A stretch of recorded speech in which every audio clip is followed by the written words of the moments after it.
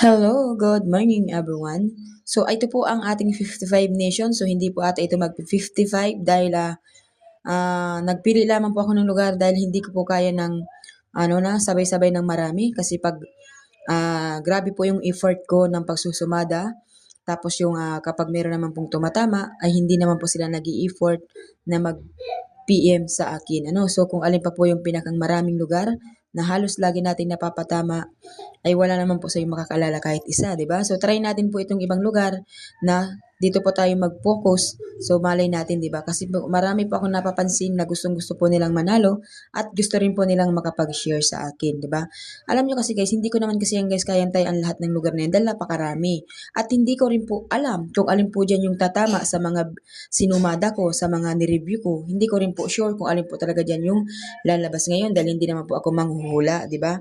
So kaya nga po, ang swerte nga po ng ganito dahil kung alin po talaga yung lugar ninyo, kung alin po talaga yung lugar ninyo, is yun po talaga yung nakalagay na numero. Di ba? Hindi na kayo mag-iisip kung saan kayo tataya. Kung halimbawa Rizal kayo, meron pong Rizal na sumada, di ba?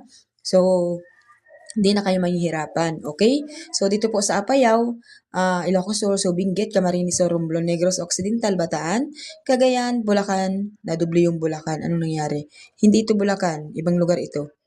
Okay, so Marikina, Ilocos Norte ata ito eh. Ilocos Norte, Camarines Norte, Catanduanes, Palawan, Pangasinan, Quezon City, Naga City at Manila City. Ano guys, so ano ito? Hindi ito Bulacan yung isa. Ito po yung Cagayan. Ano ba yung sunod sa Cagayan?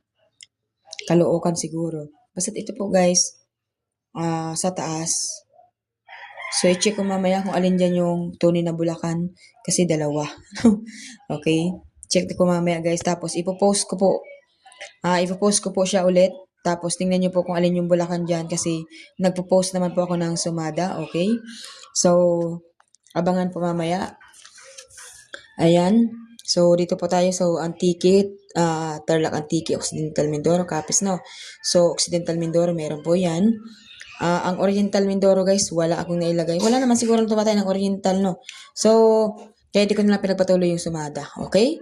So, maraming salamat po sa mga walang sawang nag-share ng ating pong mga videos, mga nagbibigay po ng nagko-comment po dyan sa baba. Alam ko mga papansin lang sila na sinasabing walang ganito, walang ganyan. Siguro papansin po or kaya mga baguhan, di ba?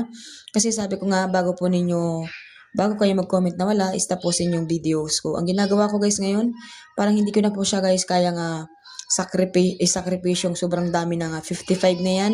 So, masakit sa mata. Ano? So, yan po. Yan lang muna. Okay? Good luck everyone. Have a nice day.